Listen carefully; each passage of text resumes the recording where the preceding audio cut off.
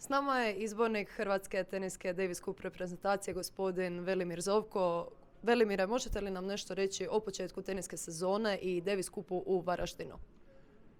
Odlična organizacija, odličan susret, odlična posjećenost, odlični domaćini grad Varaždin, ali nažalost slab rezultat za nas u konačnici. Izgubili smo taj meč sa puno problema, sa ozljedama, sa ključnim igračima. Sad moramo zbiti redove i u 9. mjesecu protiv Litve zadržati svjetsku grupu. Znamo li gdje se igra u 9. mjesecu? Pa ne znam još, nije se još odlučilo.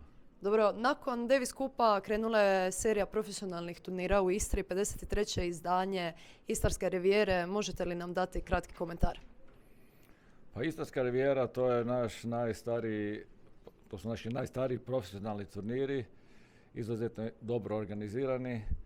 Počeo je prvi turnir u Poreču, gdje svi naši mladi igrači su dobre rezultate ostvarili, pa čak imali smo i hrvatsko finale u parovima, gdje su Luka Mikrut i Alen Bil osvojili turnir. Nakon toga je bio turnir u Rovinju. U Rovinju imamo duplo osvajače, znači u singlu Matej Dodik i Mili Poljičak i Luka Mikrut u parovima.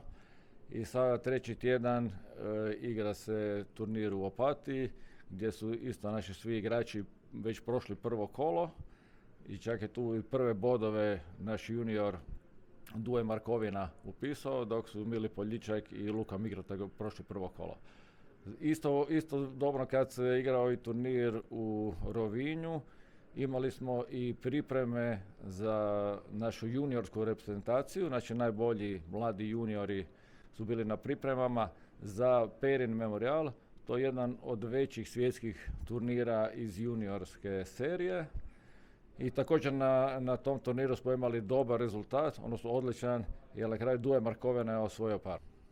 Odlično. Evo, čujem, prvi put ste ovdje na Falkensteiner Punta Scala Zadar Open turniru. Možete li mi reći kako vam se čini, kakvi su dojmovi? Pa Falkensteiner Punta Scala kompleks je svjetski kompleks. Svi sportaši i tenisači koji su ovdje izuzetno ga hvale. Znači 7 zemljanih terena, odlično pripremljenih, odlična teretana, spa, smještaj, restoran, odlično vrijeme. Znači svi preduvjeti za jedan odličan sportski turnir su ispunjeni. Imamo prvog nositelja Dominika Tima, a i svi naši igrači prošli su prvo kolo, s tim da je Matej Dodik ostvario prvu ATP pobjedu na turnirima te visoke kategorije. Kakvi su planovi za ostatak sezone?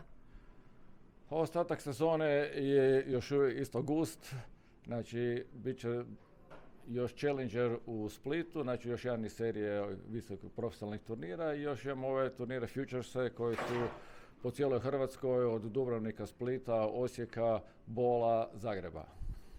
Hvala vam na razgovoru i od srca vam želim uspjeh do kraja sezone. Hvala vam. Hvala vama.